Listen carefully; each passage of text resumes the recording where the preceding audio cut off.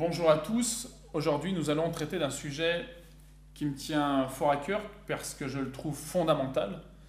C'est le problème de l'existence de Dieu. Alors, ce sera notre premier chapitre, chapitre 1. L'existence de Dieu.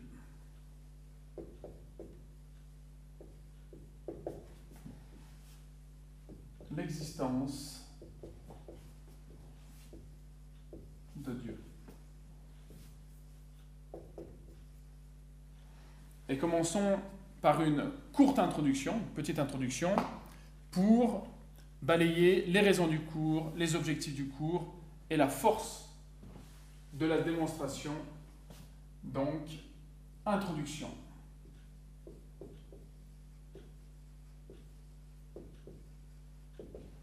Introduction. Alors, premièrement, les raisons de ce cours. Eh bien, la raison de ce cours, c'est que l'existence de Dieu est une vérité qui est fondamentale pour tout être humain.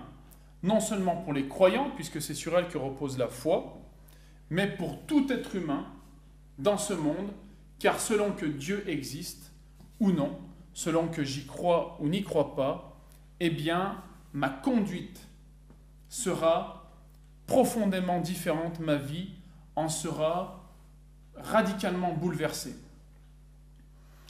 Sans cette vérité, eh bien, il est évident que la religion perd sa force. Si je ne suis pas capable de prouver que Dieu existe, alors l'objet de la religion tout entière devient douteux, et donc la religion tout entière devient douteuse et presque inintéressante. De là, eh bien, pourquoi parler d'une religion si l'on n'a aucune certitude sur l'existence de Dieu ? Beaucoup de gens disent, oui, la religion, je ne sais même pas si Dieu existe, donc à quoi bon m'embêter à étudier la religion, puisqu'elle est si incertaine.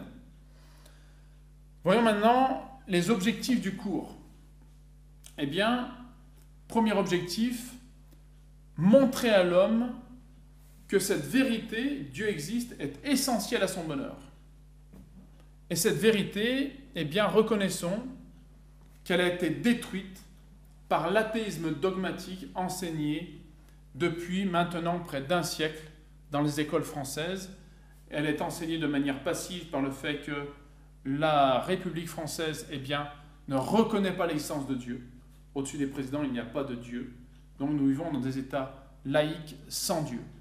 On nous dit souvent la religion, c'est pour chez vous. Donc ça montre très bien la place secondaire, lointaine, que l'on donne à la religion et à Dieu.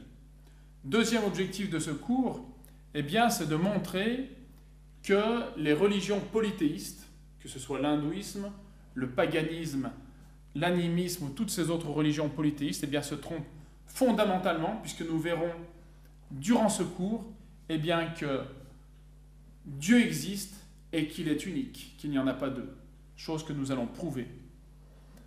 Troisième objectif de ce cours, montrer que Dieu n'est pas une force impersonnelle, sans conscience d'elle-même, mais au contraire que Dieu est un être personnel, c'est-à-dire qu'il est doué d'une intelligence et d'une volonté. Et nous verrons qu'il est doué d'une intelligence réflexive, c'est-à-dire qu'il se connaît elle-même, et d'une volonté libre, c'est-à-dire qu'il a le libre choix de faire une chose ou de ne pas la faire, non pas comme la volonté de l'animal, qui est une volonté programmée, que l'on appelle l'instinct, qui force l'animal à suivre son instinct et à l'accomplir.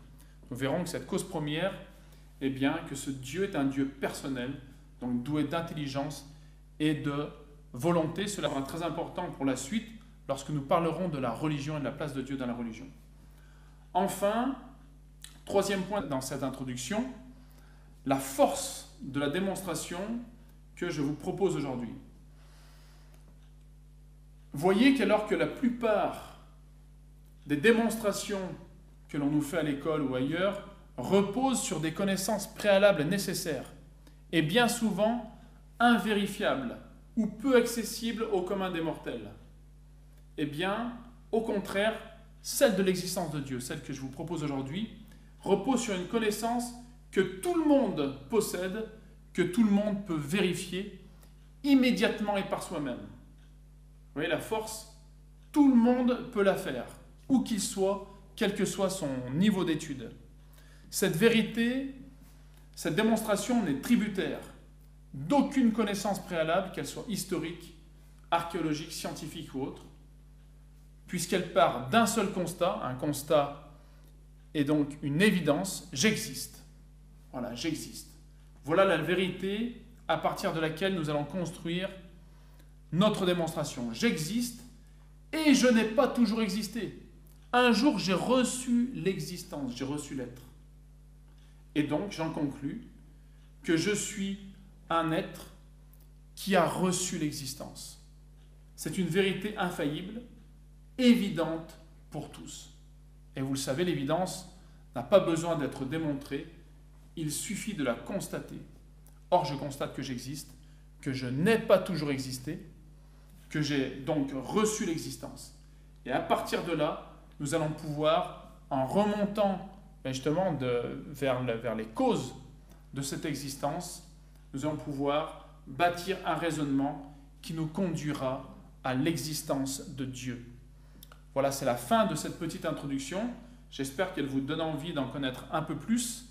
Et si c'est le cas, eh bien, je vous donne rendez-vous pour la deuxième vidéo. Merci beaucoup.